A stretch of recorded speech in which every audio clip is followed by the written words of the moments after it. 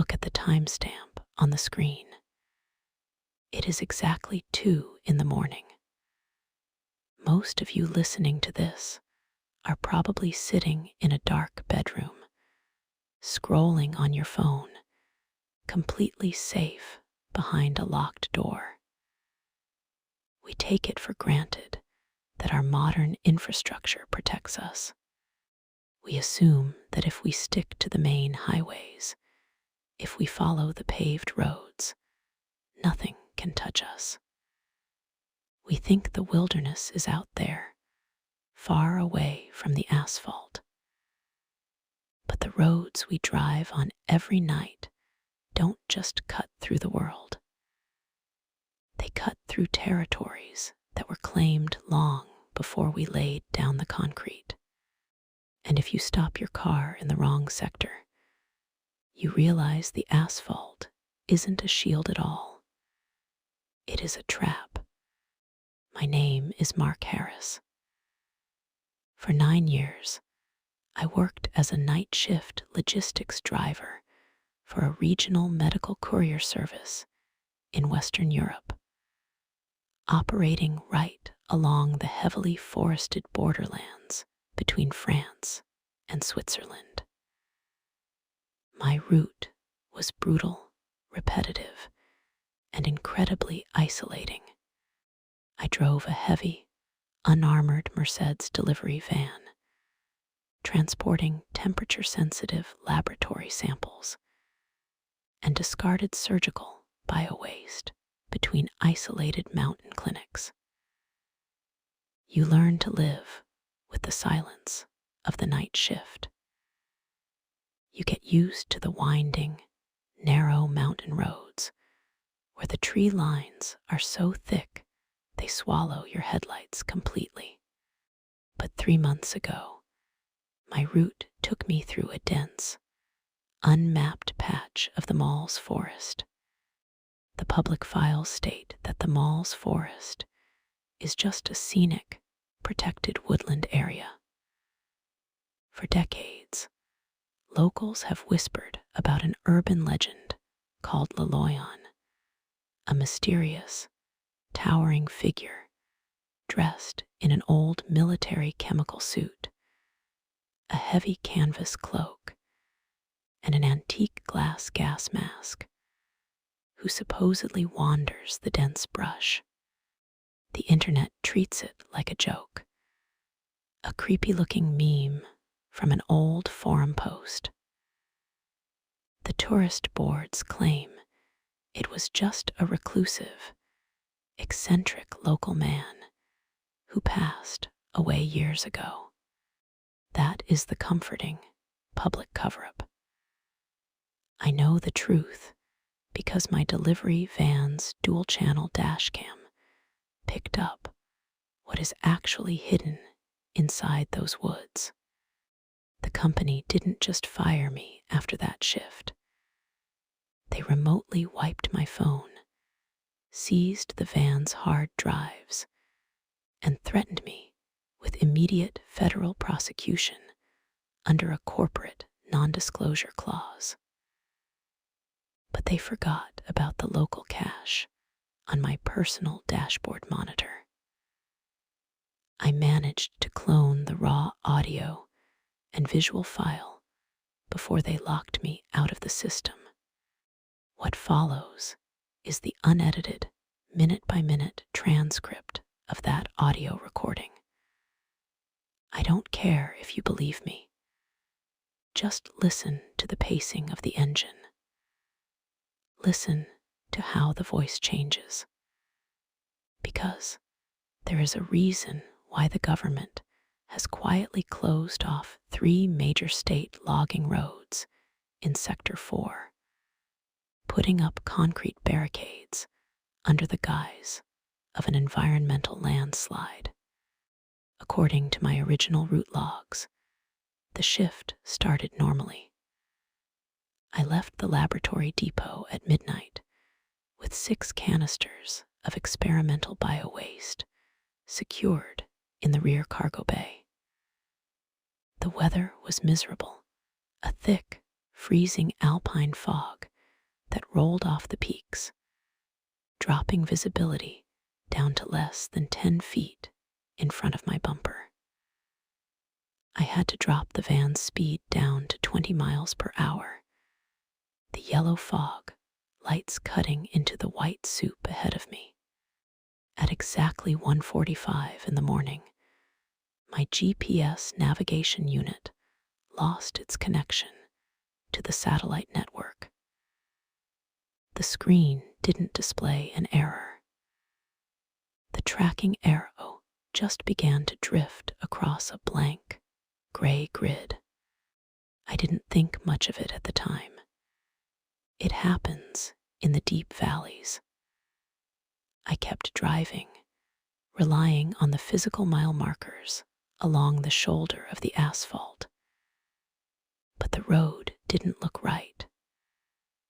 The concrete was cracked, covered in thick patches of dark green moss and rotting pine needles, as if no one had driven on it for 20 years. Then the van's internal barometric pressure monitor began to beep. The digital readout showed the cabin pressure dropping rapidly, shifting as if the vehicle was plunging into a deep underground cave, even though I was driving on a flat mountain plateau. The air inside the cabin turned freezing cold, my breath forming a thick, white mist against the glass of the windshield. On the Dashcam audio feed, you can hear the sudden change in the environment. The wind outside stopped whistling through the trees. It became dead, suffocatingly silent.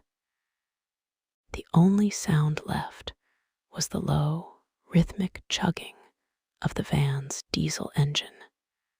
And then the headlights hit something standing in the center of the road. I slammed on the brakes, the van's tires skidding across the wet leaves with a loud, violent screech. The canisters in the back shifted, smashing against the steel partition wall with a heavy metallic clang. My chest slammed against the steering wheel, knocking the wind straight out of my lungs. Through the fogged glass, less than 15 feet away, stood a towering figure. It was over 7 feet tall, dressed in a rotting, mud-caked vintage military chemical hazard suit. A heavy, tattered gray canvas cloak hung over its shoulders, dripping with stagnant swamp water.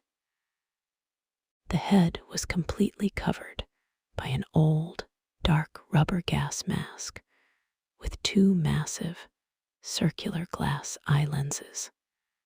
But the lenses weren't empty.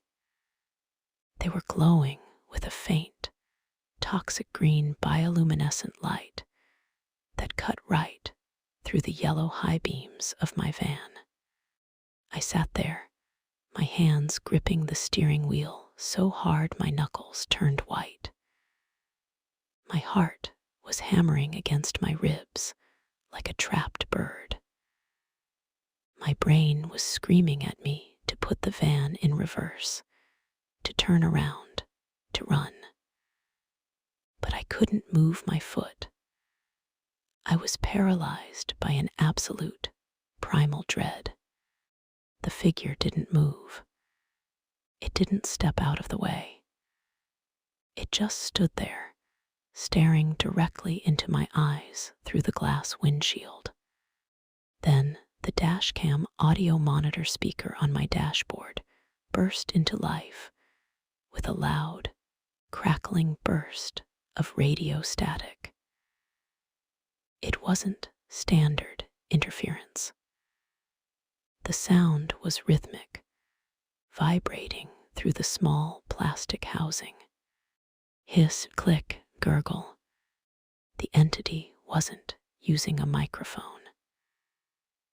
It was using the electromagnetic field of its own body to bypass the van's wiring, routing its voice directly through my digital audio workspace.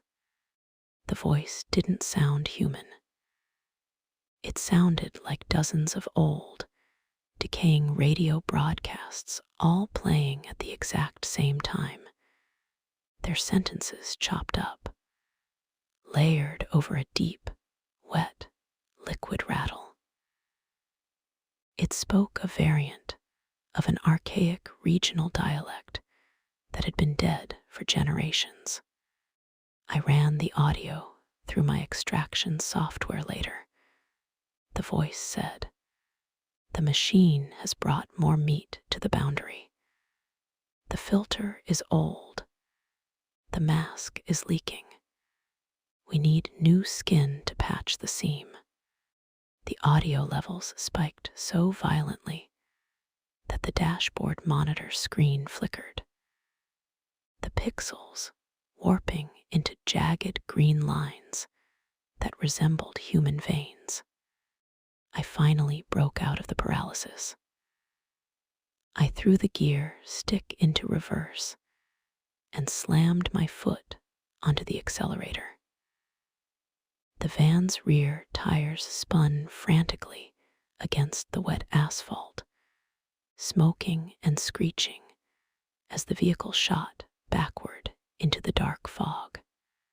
But as the van rolled away, the headlights panned across the tree line on the left side of the road. The dashcam video shows it clearly. The forest wasn't empty. Standing behind the pine trees, lined up in a perfect, uniform military formation, stretching for miles into the dark wood, were hundreds of them. Dozens of towering figures, all dressed in the exact same rotting chemical suits, all wearing the same glass gas masks, their circular eyes glowing with that same toxic green radioactive light. They weren't moving. They were just watching the van retreat, their bodies perfectly still like a graveyard of soldiers waiting for an order.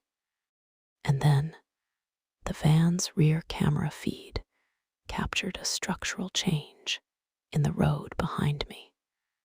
The asphalt wasn't an empty road anymore. The fog behind the van opened up, revealing a massive, miles-wide trench that had split the concrete in half. The interior of the trench was lined with pulsing red muscle tissue and massive, calcified rib cages that formed a giant, jagged mouth stretching deep into the earth. The entire sector was an organic anatomy. The forest was a living, breathing womb of horror, and the figures in the suits were just the white blood cells patrolling the boundary. One of the figures in the woods stepped out from behind a tree, moving with a fast, jerky, unnatural speed that didn't use joints or muscles.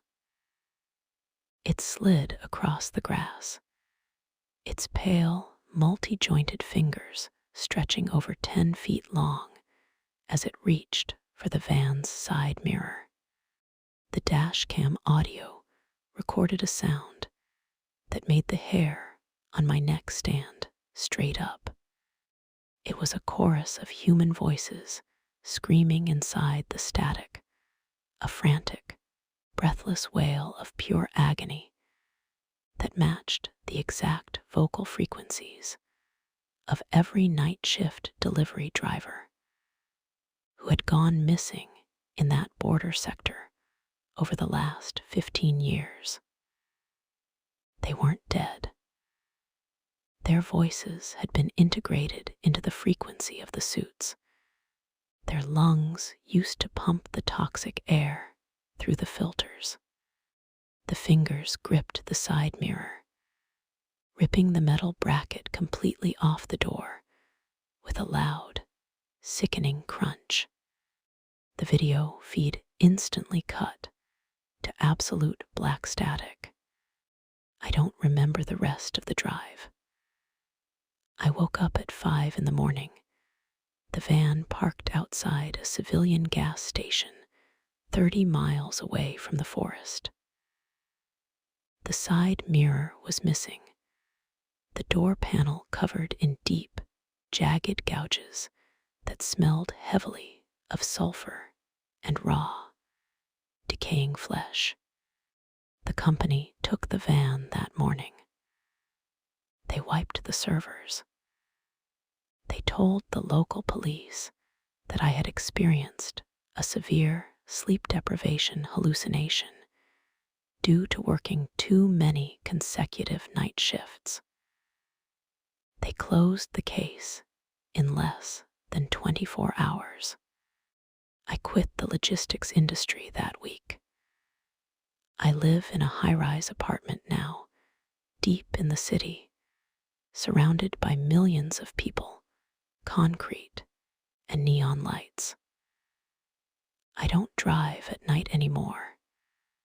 I keep my blinds shut tight from sunset to sunrise, and I never go near the woods, because last night the city experienced a minor, unexplained power surge. The streetlights outside my window flickered, turning a pale, toxic green color for less than 3 seconds.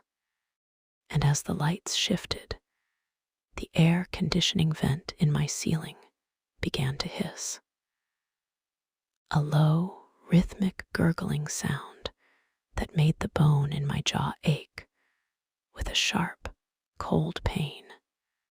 I stood beneath the vent, and through the mechanical rushing of the air, I heard a wet, raspy whisper calling out my name from the dark metal shaft.